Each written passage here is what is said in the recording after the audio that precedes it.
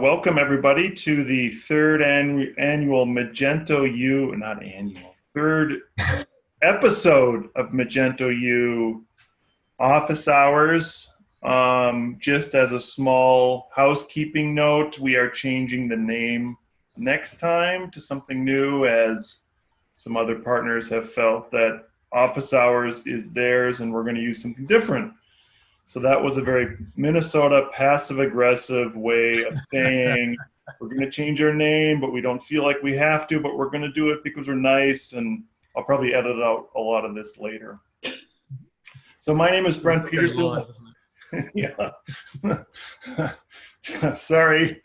We'll try to keep this light. My name is Brent Peterson. I am an e-commerce evangelist for Magento, and I am also a Magento U trainer, only for the advanced sales and marketing course, but have been involved in the Magento community for more than 11 years. Vinai, go ahead and introduce yourself.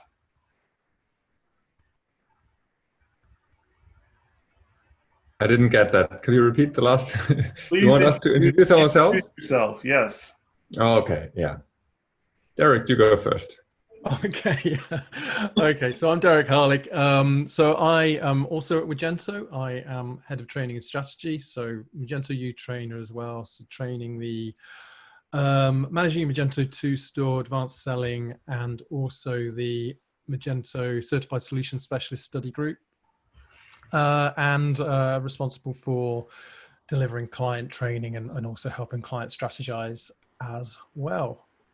Vinai. Yeah, hi, my name's Vinai. I'm a developer mainly, especially since March, since lockdown started. Very little training anymore. Used to do a lot of training. Now I'm back into development mainly, right? So that's what I was doing too, and that's what I blame why I missed the start time. Still pulling my head out of the code, to be honest. Like, oh, okay, now I'm here. Wow, and you have a nice, I like your COVID haircut. Looking very good. Yeah, I like yours too, right? The ugly. Actually, we should have some side-by-side pictures, because I have some pictures from you in like 2008, 2009, where you have this huge head of hair that makes me extremely jealous. Anyway. Well, I won't be going there anymore, so this will be off sometime soon, I guess. We'll see. All right.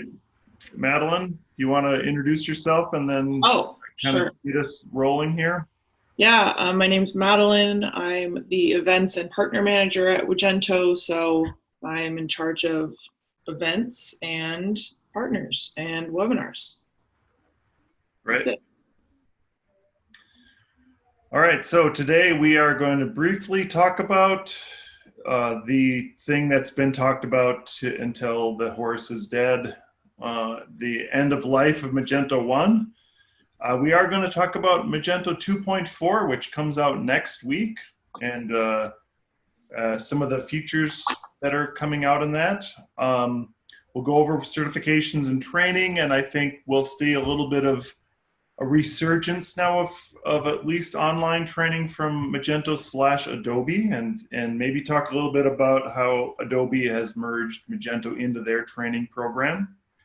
I want to talk a little bit about the Magento Association, and they've now come out with some new energy, or I don't know what we want to call it, but they've now are being more vocal in the community, and then we'll finish up with some events.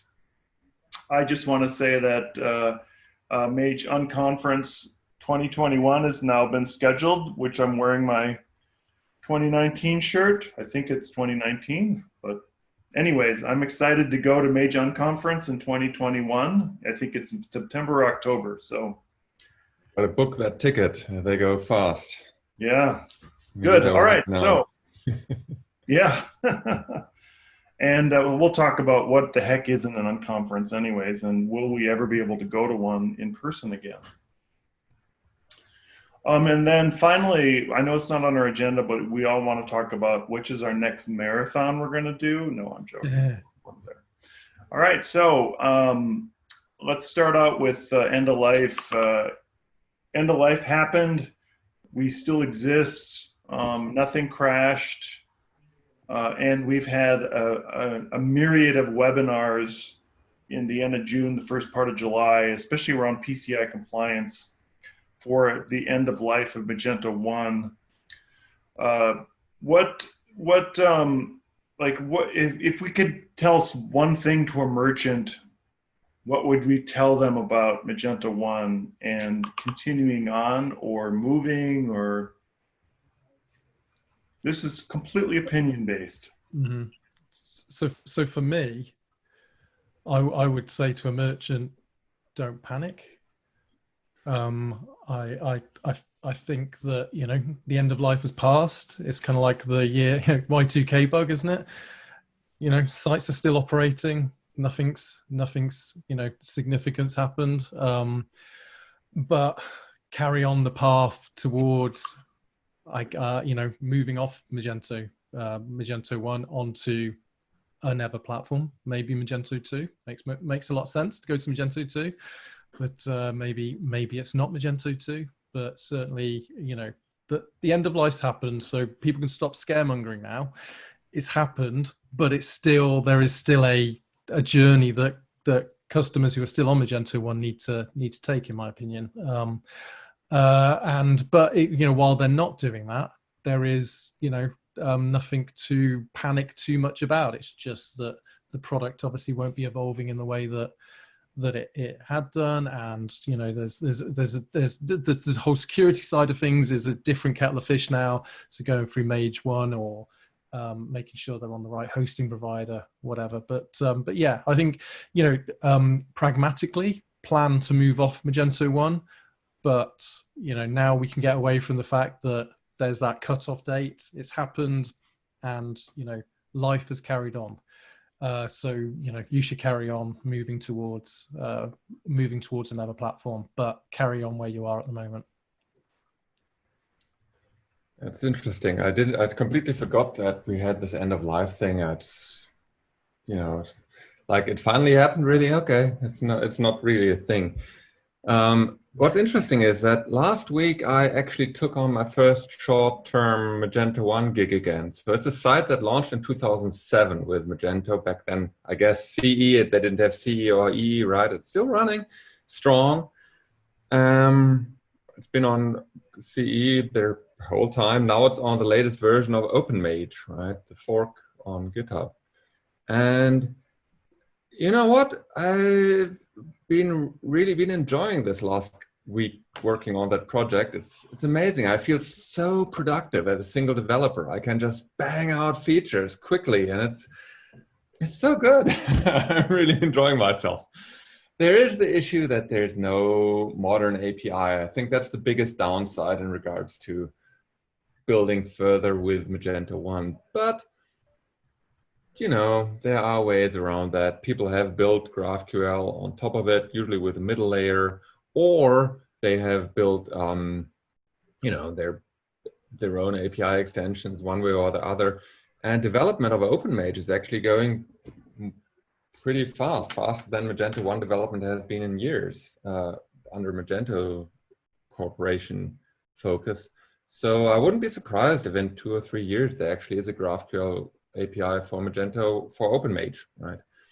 So I don't know. We'll see what happens. To me, it seems like there still is a place for Magento 1, aka now OpenMage, which is a lot of merchants where Magento 2 just is no fit, right? And this end of life thing, that's just a no thing. That's just like it's nothing. It's like, why even talk about it? It's like it doesn't matter, right?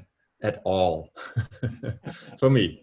So that's my opinion. I guess it kind of depends on the type of merchant you are. That if you right. I mean, if you're doing build 100K, you know, projects just to upgrade or whatever, not everybody has that kind of cash or wants to spend that kind of cash on a e-commerce sales channel, right? So yeah.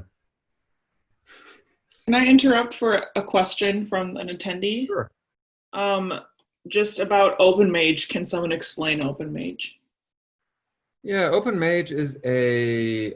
Do we have a chance to show browser window here, or just slide? Go ahead Yeah. and. Oops.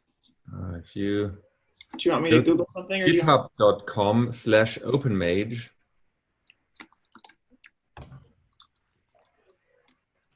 OpenMage, yeah, that's it. So this is a fork of Magento 1. It's been created many years ago, and now that officially Magento is no longer being developed, it's a community project.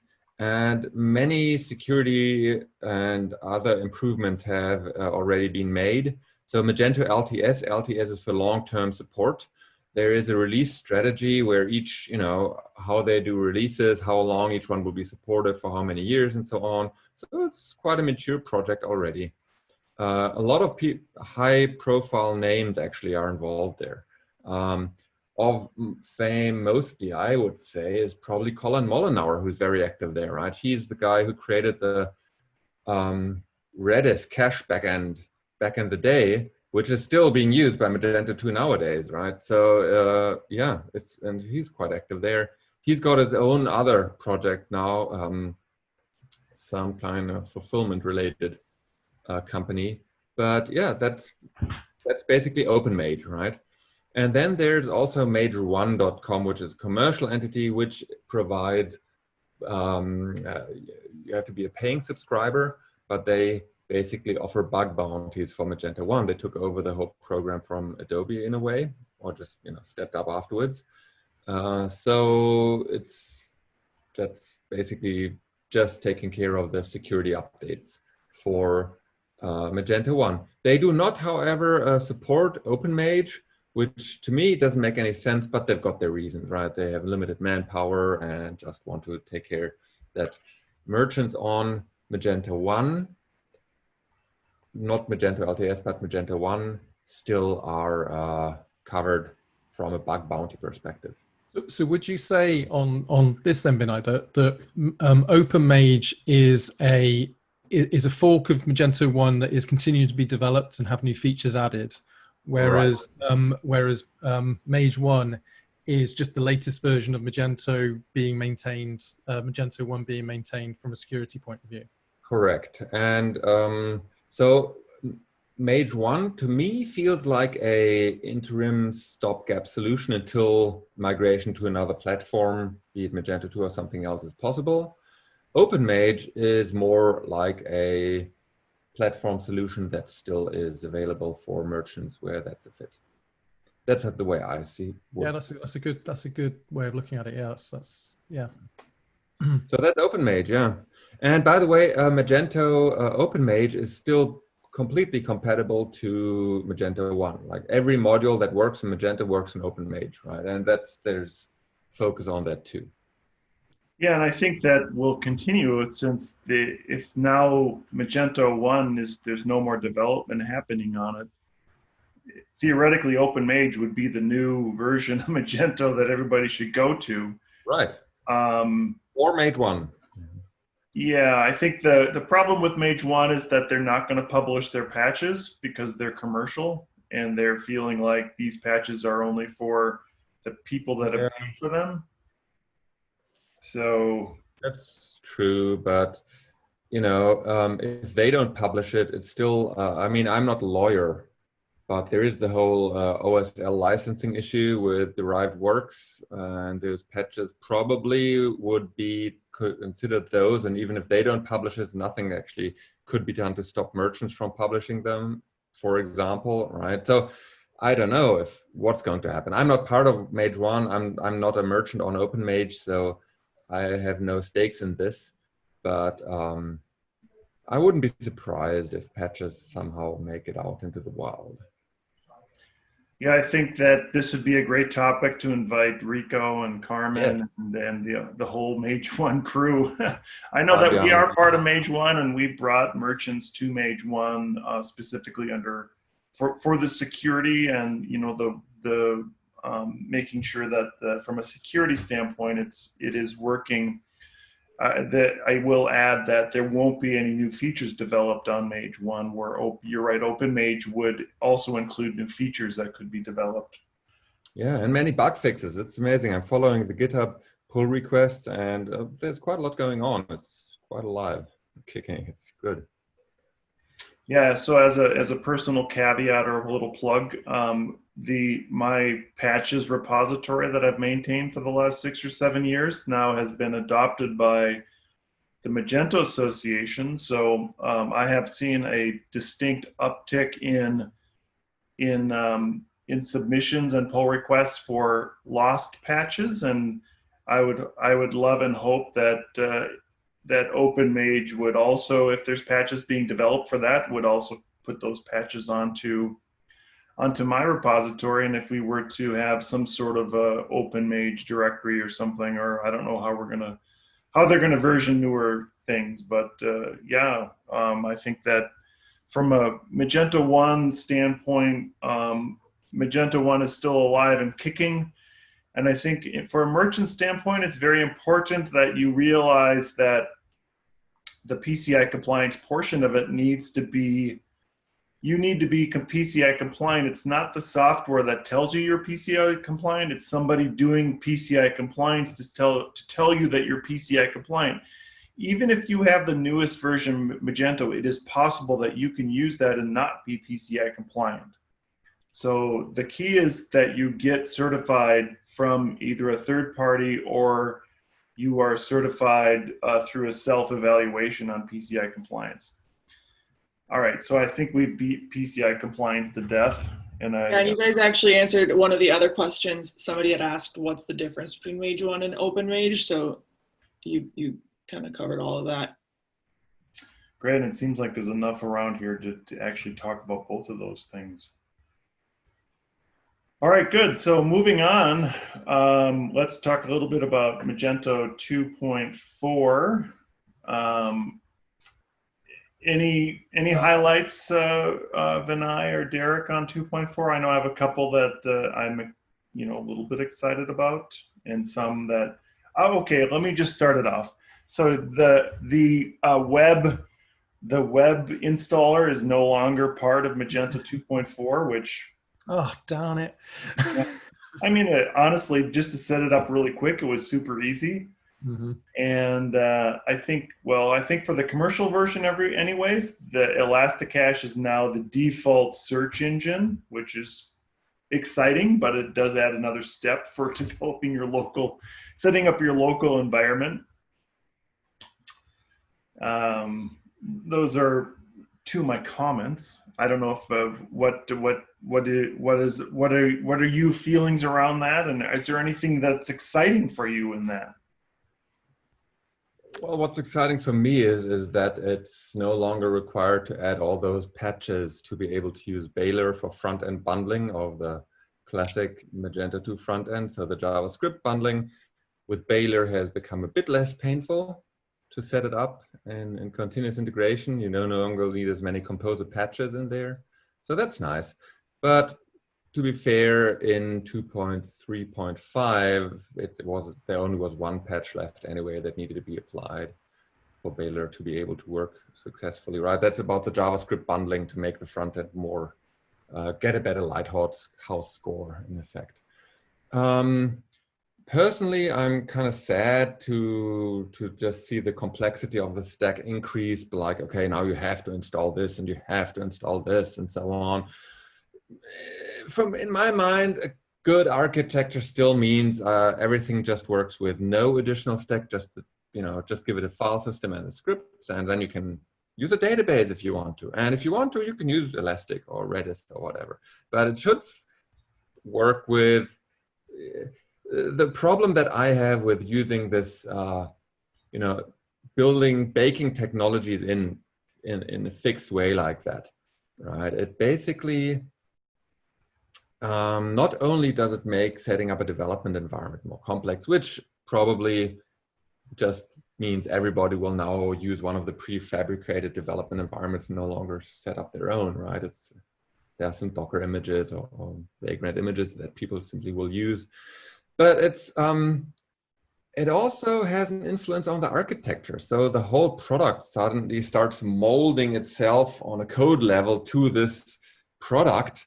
And that makes future development changes less easy. So if it would be possible to just use, let's say, if performance doesn't matter, why can't people use a like just a file system, just plain old files? There are great examples where that works, right? There's no reason technically why that shouldn't be possible. Just, of course it would be slow. It wouldn't be something that should be suggested for a live site, but it would keep the architecture cleaner. That's my opinion, at least, right? So, yeah, just a thought. Yeah, I think, was it Lizards and Pumpkins that you developed a long time ago, or a while ago? Yeah, that was like 5 That years same- ago. Right. Okay. So sort of all static, high volume site that could withstand tons of traffic. Yeah, that was a nice project that I enjoyed a lot. But those are ideas that that's not my ideas, right? It's just ideas that just kind of make sense to me. And just saying, oh, we'll just use Elasticsearch and then we'll have less development overhead, having to support MySQL and so on. And yeah, I guess, but I think the real issue is that it's just the exploding complexity that it brings with it. There's nothing forcing it to stay simple. Right. Yeah. So I think Madeline has shared one of the latest blog posts that just kind of gives the 5 highlights. I mean, there's certainly a lot more than 5 things on here, but the security, there are security enhances, and I think one specific thing is the 2-factor authentication now that's part of it. And I've used it and it works quite well out of the box. I think one of the features that is going to be, which probably from a development point of view is probably not noticed that much. I think from a merchant point of view and from a content management point of view is noticed a lot and has always been slightly deficient, which is the media gallery. And so they've done a revamp of that. Now I've not seen it in action yet, so I still want to have a play with it. But that's always been a frustration of mine, is the media gallery and managing that gallery. And someone puts something in the wrong place in there, tough. Unless you want to go through a whole exercise in deleting images, finding where they've been used, replacing them. So just seeing that there's an improvement on that, and I think that they've integrated it more into Adobe Stock as well, so that's which it had been, but I think it's more so now. So I think that's from a merchant point of view, from a content management point of view, that should be a fairly significant improvement. I just hope it's been thought through as much more than things like when in Page Builder they decide to put templates in, but you can't go and edit your templates and you can't go and change them once you've created them. So it's hopefully there's that flexibility in there, but we'll see. I'm sure that whatever they've done, it's got to be an enhancement. Yeah. Yeah, I think we'll see. Well, we'll see improved performance. Lazy loading is one thing that they mentioned is they're adding as something. And I think from a performance standpoint that they will be decoupling the front end of Magento soon. So as Vinai said, it'll become even more complex having to have a front end that attaches to the back end. Vinai, the Karma's tools. I think you feel like Magento's kind of going down that road, or we're just going to have a bunch of. I know they've talked about isolated services and that eventually we're going to have a bunch of different services that we can run independently. That's what I've heard. I have no idea if that's going to happen or if that's going to be impactful for most merchants running on Magento, or if it's just going to be for maybe a handful of extremely large merchants. I don't know. For me, that doesn't really matter a lot, to be honest. If it can, if you can deploy them as individual services or not. Again, skyrocketing complexity there. It's amazing. Yeah. Yeah, so I think Deryck already went over some advanced these merchant tools. Sort and filter pictures 30 times faster, which I'm not sure if that matters on the, maybe from the back end it matters. I don't think we're going to get 30 times faster on the front end.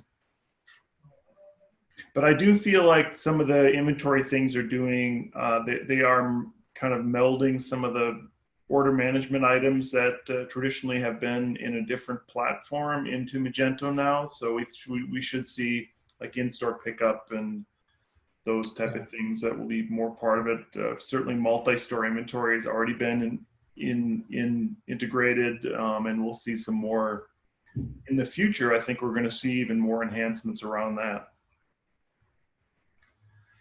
From a commercial standpoint, B2B continues to improve. And I think from a B2B standpoint, Magento is really shining above the competitors. But again, that's a commercial, that's for the commercial version only. There are ways you can piece together B2B through the open source version. And then I think the final one on there is PWA. So it's probably still yet to be seen if PWA is going to be the answer. And maybe Isa would be the person we should have on this call at some point to talk about that. I know he's been very invested in that whole different types of PWAs that are available and how can we attach those. Yeah, so that's the highlights on 2.4. We don't have time to go through all of them, but certainly there is some features there that would have value to the end user. All right. Yeah. Any other thing? Anything else you guys want to talk about on this new version that's coming out next week? I'm good. Yeah, yeah. Well, I think you've kind of covered the highlights there. So, yeah, I'm hoping, yeah, there'll be a whole load of, there'll be a whole load of minor tweaks in there as well that obviously not listed in this. So I know there's been a few improvements on Page Builder as well that to improve things on there. I know that there's a bit of demand on the Page Builder side for getting it compatible with iPads, well, tablets even, which seems to be a bit of an issue at the moment. So we'll see whether that has resolved, the issue's been addressed in 2.4. But yeah. And I think, the trend seems to be that the commercial version is getting all the bells and whistles. Yeah. While the open source version continues to, remain what it is, and it's certainly a good platform for selling things. Then all the new features and bells and whistles are going to be on the commercial version. Well, there are some things that definitely get built into the open source version. So what I was excited about is the whole a queuing framework, async framework that was built into Magento in 2.3, for example, which used to be just the commercial version, now has basically entered into the mainline open source as well, which is great. That's a good technical solution to many issues. So that's nice. Plus all the open source work that happens in on GitHub through community engineering always will be in open source, right? But of course you're right. There is a less of an incentive to build on open source, since the complexity is like there's a merchant who can invest into building on Magento will be able to afford commerce, right? Like that's why even bother than using open source there. Yeah. All right, so what we should end that little section on an up note.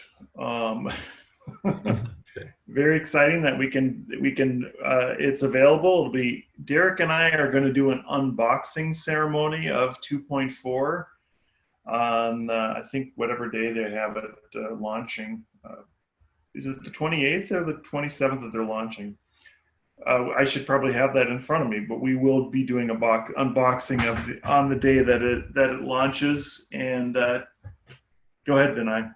The blog post said the 28th. Your blog post. Yeah.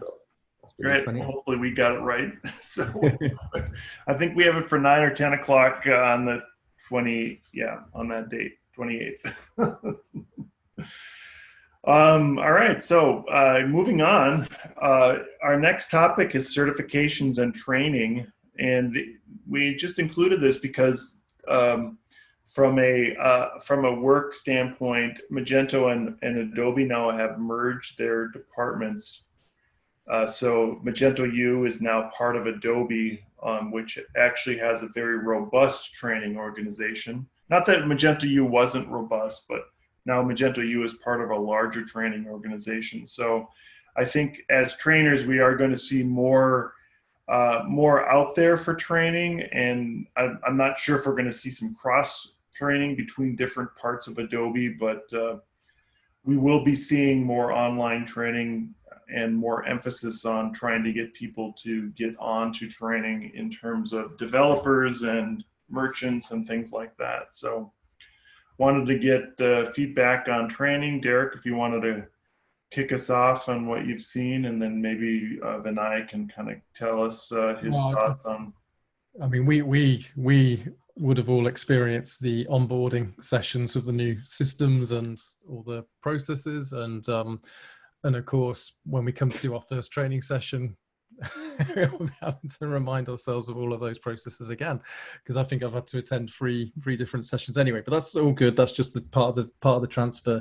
So yeah, we started. I mean, certainly as Magento, we've seen things picking up again. I think the global situation slowed everything down. Everything went virtual. I think people were hesitant to go virtual. That I think initially a lot of the virtual training was for organizations who had booked some physical training and then transferred that over to virtual, and then it went quiet for a period. But now, things seem to be picking back up again. I guess people are getting used to the new normal and realizing that that you do have to just get on with it. So there's a lot of training sessions which are kind of like, this with a scenario like that. But so so there's a few study groups coming up. The usual courses are coming up, but then we're always available to offer private training as well. So there's that option as well. But I think there's a couple more new courses that are getting bedded in at the moment. From a merchant standpoint, advanced catalog and the advanced selling, which I think both of those are still under a year old as courses go. So yeah, it's all, I think, check. So if you go to the Magento U website, it will send you to a link to the new place for that training is held under the Adobe site. So all the existing courses are still there, and the certifications are still there. While that gets bedded in, we'll wait and see what happens and whether they're going to start cross-selling and offering complementary courses as well. So yeah, but that's kind of the state of play at the moment. I think things are going back to normal. I always imagine. Sorry, someone's some feedback there. So for personally, so from my experience of training, is now we're going into that quiet period, and then things kick off in September. So so if you're looking for training, you'll probably see that most of the courses are actually going to start again in September, and they tend to be the most popular ones in a year. Certainly from my experience, was the September onwards, September, October courses are the most popular. So if you see anything on those sites that you like, it's probably a good idea to get them booked, because they suddenly do disappear. But that's not sales pitch. That's just my experience of what kind of happens with courses at this time of year. Yeah. Anyone got anything to add to that? That's the state of training at the moment. Everything's changed. Nothing's changed. Vinai, what's your feedback on that? Yeah, well, I'm totally with you. Everything's virtual now. I've got a couple of Magento U or now Adobe training things booked for the next till the end of the year as a trainer, basically. So everything's virtual, which is good, actually. I wouldn't want to start traveling again already. Feels much better being safe at home. It's it's definitely the smart thing to do right now, I believe. Yeah, regarding certification, I don't know. We'll have to see what's going to happen, right?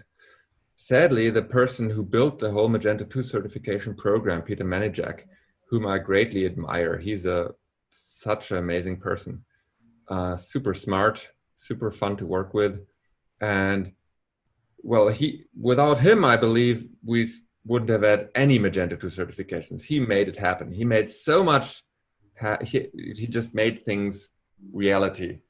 So many trainings, so many certifications, so many, the whole program, the whole curriculum of Magento U in a way. And unfortunately, he no longer is part of Adobe training or certification or whatever, which is sad news. So I think that's a great loss. Yeah, lot of wasted potential there. We'll have to see what happens. All in all, I think the Magento 2 certifications were, they had a pretty high standard compared to some other certifications that I've looked at in the industry. I know Adobe has a different certification approach to certification. We'll see what's going to happen. We'll just have to wait and see.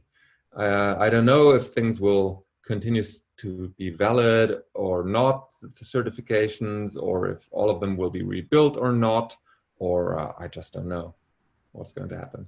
Or who is going to rebuild them? No idea.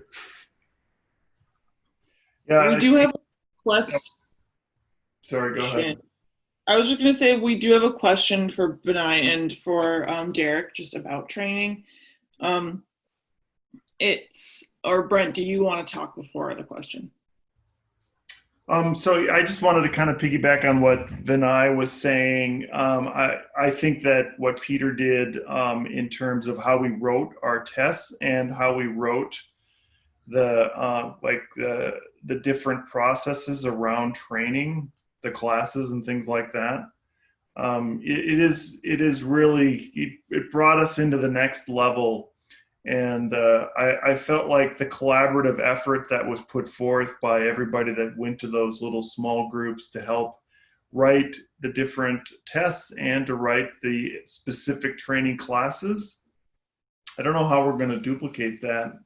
And I also would, I feel with Vinai that there is going to be a loss, and I'm sad to see that that this has been kind of the path that they've gone to in terms of training, and I haven't seen a plan on how they're going to implement new training.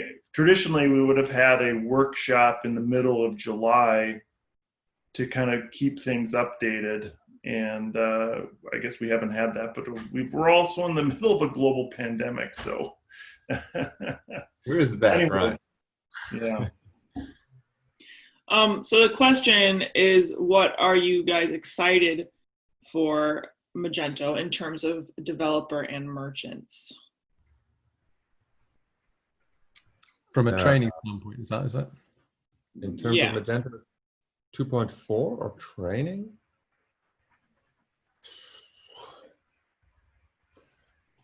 Okay, well, can I start? Yeah. Mm-hmm. Okay, so from a trainer perspective, all this additional complexity that keeps getting added to Magento definitely is like an endless pool of work, right? People need more and more training just to be able to build what they need to build.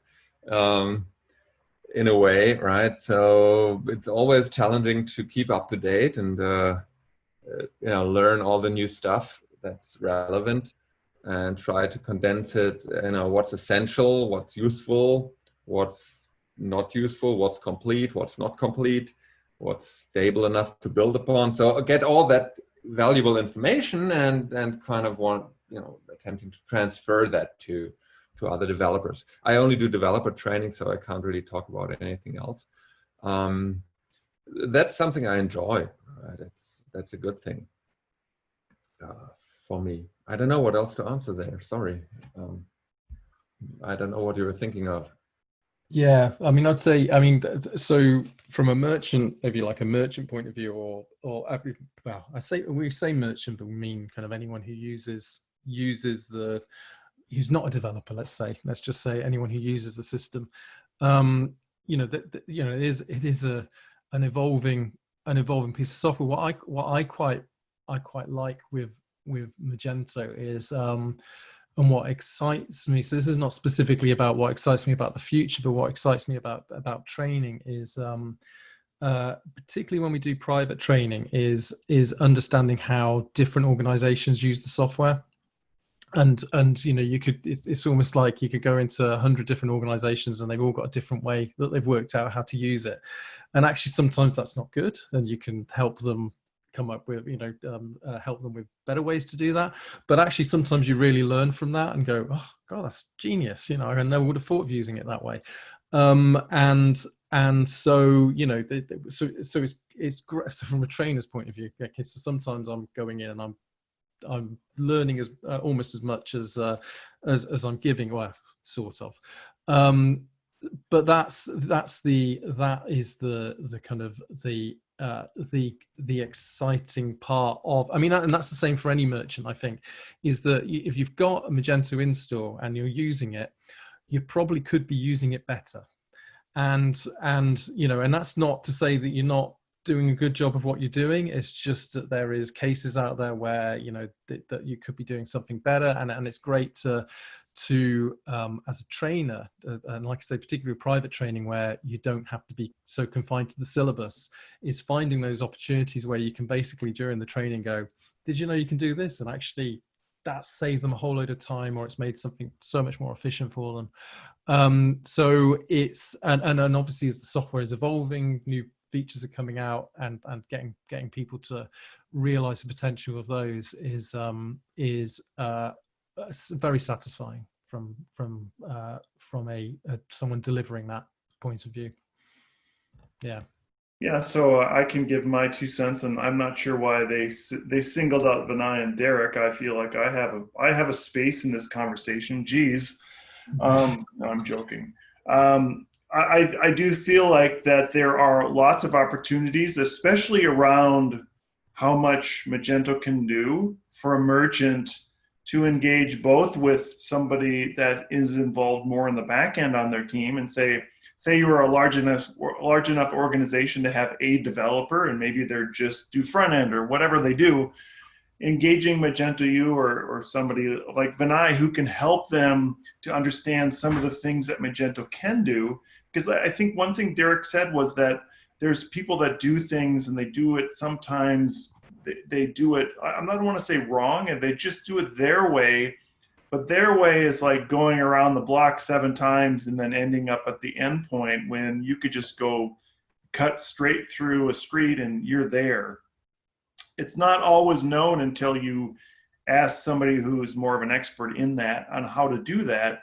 And any developer or anybody that is doing any sort of code work or deployment or something like that can learn a lot from the proper practices around Magento.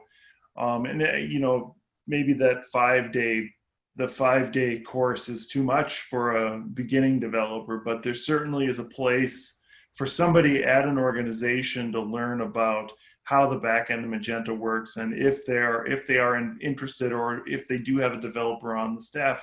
I would say that's one of the requirements that they should have for that person is to take that course and at least get certified in the associate level of Magento, which would tell their boss that they know something about it, or at least have studied enough to answer the questions.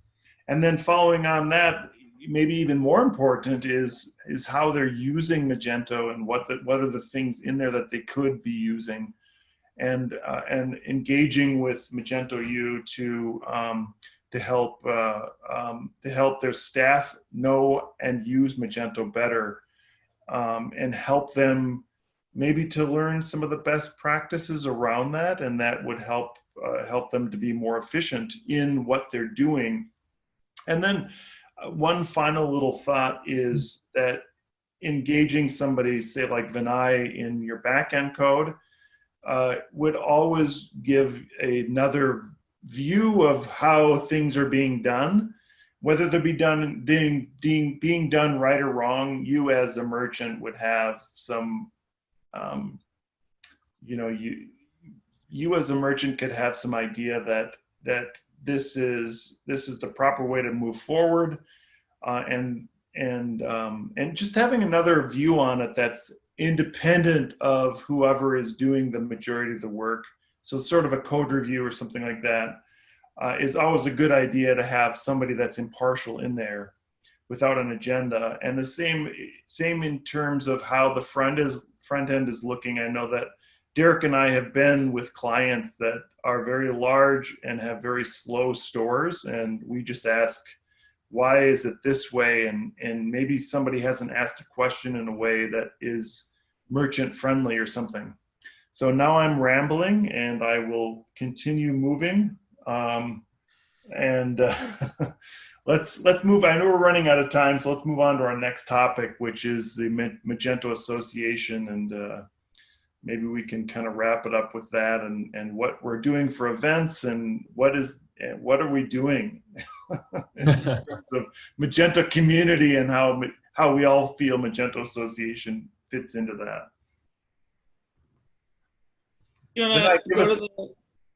When I start, tell us about. I was really curious what you had to say about the Magento Association. No one's going to start, are they? I know nothing about them. I just kind of registered, but I haven't heard anything, and it's like I have no clue. Yeah.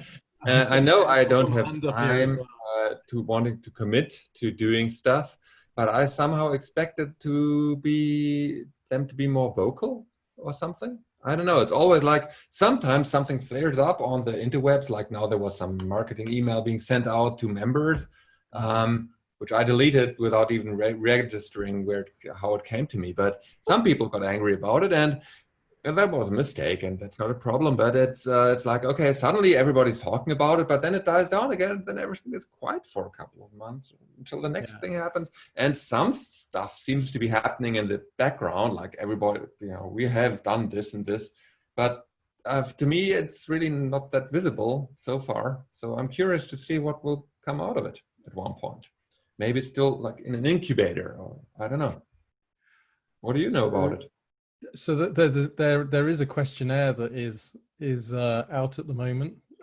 So asking the important questions of the day, which is, what would we like to be called as Magento? I don't know. I haven't got the exact question, so I'm paraphrasing. But what would we, as Magento Association members, what would we like to be called? Is the question. So that's obviously the most pressing thing at the moment. I'm with you on everything you just said there. Where I'm with you, Vinai. I have such great hopes for the Magento Association, but it just doesn't feel like anything started yet. It feels like something starts and then it kind of peters out, and I just don't know. I don't know whether they just keep hitting roadblocks. I'm sure there's stuff going on behind the scenes that nobody knows anything about. But it does feel exactly like you just described there, which is, something starts and then we don't hear anything for months, and then something else starts, and it's hard to be enthusiastic about it, really. I'm struggling to see what the benefit of being part of the association is. But maybe I've seen every major conference they have like a town hall, and that seems to, something great's going to happen. and then conferences are no longer a thing, right? Which brings us to our next topic. moving swiftly on. Yeah, what do you think, Brent?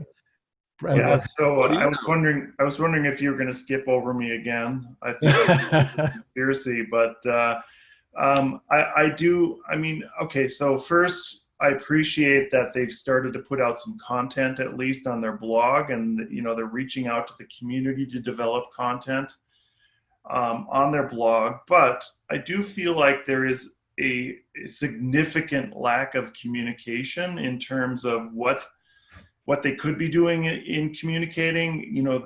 There is very little coming out on what are the future plans of a Magento association, and how do those plans fit in to, well, how do those plans fit into anything? I don't think it should be.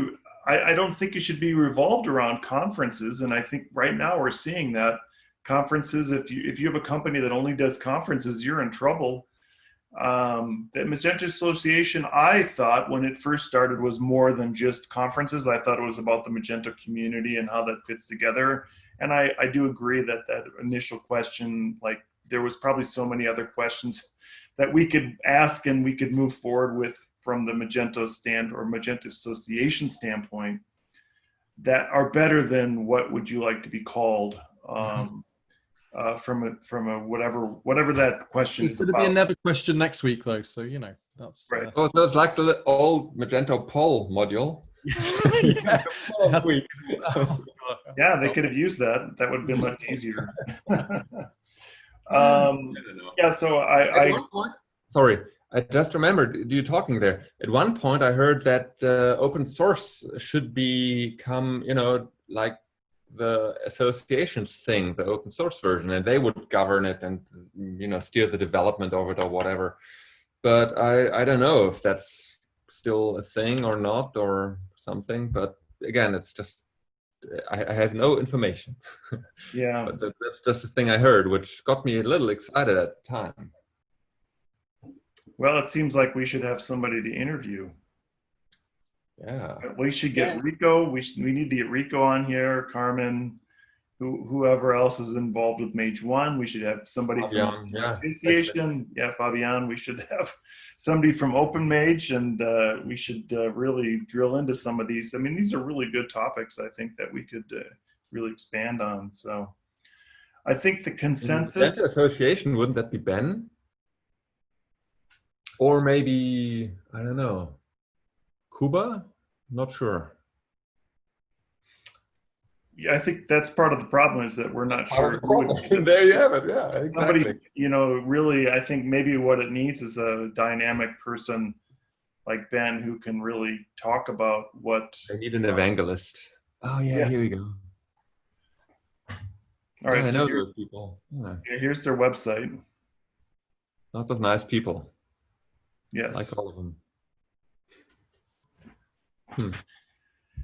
Yeah, so anyways, let's just table it and say remains to be seen. I think I can say that. Like a glass coffin remains to be seen. Oh, that's a good one. Hey, I got one choking. I like that. Thank you. Yeah. Anyways. All right, so Madeline, we have about 5 minutes left. We have one virtual conference planned, and that's in November in Mexico City. Well, it's virtual, so you can be anywhere. But I don't, and I think Magento Association has some other conferences that are on there, and I know that some of them, they had some big hopes and plans to do them in person. Like, I think Singapore is still planned in person, but I don't think it's going to happen because I don't think Singapore is going to let anybody in. And same with Indonesia. I think he had some big plans to do the Philippines. And anyway, so I think that we're going to have to be. Is it? Yeah, for the short term, we're going to have to get used to virtual conferences, and we probably find that there's going to be less conferences. Mm-hmm. Oh, I've heard good things about those vaccines moving into phase 3. Yes. Yeah. Who knows? Maybe by mid next year, right? maybe things will look brighter. Mm-hmm. I think things will just turn into not so much conferences in the traditional sense where there's a marketplace and stuff. It'll just more be maybe a day of virtual presentations and learning. And I think Magento UK had a virtual event, and it was just pay what you can, which just makes everything a little bit more accessible. And I feel that going forward with events, things may, when they return to in person, maybe there will still be a virtual aspect to people who still want to see what's going on. Yeah, I mean, I guess the issue is that when, you know, for a lot of people that go into the conference, is the that kind of side of it is almost like incidental, the training and the education, and actually they're there to meet people and interact and you know, have that physical presence. It's a shame that we can't kind of, that's hard to do, isn't it, virtually, that kind of that aspect of it, which if someone could work that out, that would be a great you know, that whole kind of that intimacy of being, you know, around people. And the virtual conferences I've done have just not quite ticked that box. They've just not, and they've tried to, there's been things that I've seen where I think the Magento Association, didn't they ran a conference where they had the room where you just randomly got put into a room with 10 other people, which I can't imagine was a great success. I mean, I don't know, maybe there's some success stories. I didn't even dare kind of go, I'll give this a go. I was just, keep me away from that. But Petrolette on steroids. yeah. And also, if you think of the nature of the people who are in the Magento community, I mean, I think naturally there's probably a lot of introverts, so there's not going to be people going, yeah, get me in that room, I can, you know. So I think the typical Magento extrovert is they look at the other person's shoelaces instead of their own. Yeah, probably about right. All right, I think Madeline, we have a couple minutes. Now we're at the top of the hour, aren't we? Yep. So next month, Magento U open house. Name to be determined. Yep. So next month will be August 11th at the same time, and maybe we'll have some special guests like Yusuf or. We'll have does he know we're announcing him now? No, let's announce before we ask them. Let's announce them and then see. Hopefully, we already told our audience, so you can't say no. Our next will be Roy Rubin, Mark Lavelle, and Yoav. We get Tim Cook from Apple. I want to have a chat with him. Cook. Perfect. All right. Well, thanks everybody for joining, and this has been fun. Thank you, Vinai, for coming all the way from Germany, and Deryck coming all the way from England. And I look forward to this next month and our new name and our new space and our new virtual backgrounds. It's going to be great. New haircut. Oh yeah, new haircut. Okay, so just one last thing. If there's one word describing the excitement you have for the summer, or not excitement, what is that? What would that be? Whom are you asking? All of you. We all have to have one word about word. Outdoors. Stay safe. One word. Enthusiastic. How's that? Oh, okay. Alive, awake, alert, alive, awake, alert. Right? Masks. All right. Masks. Yeah, good one. Thank you. Yeah. That's a good one. All right. Thanks, everybody. Oh, Thanks.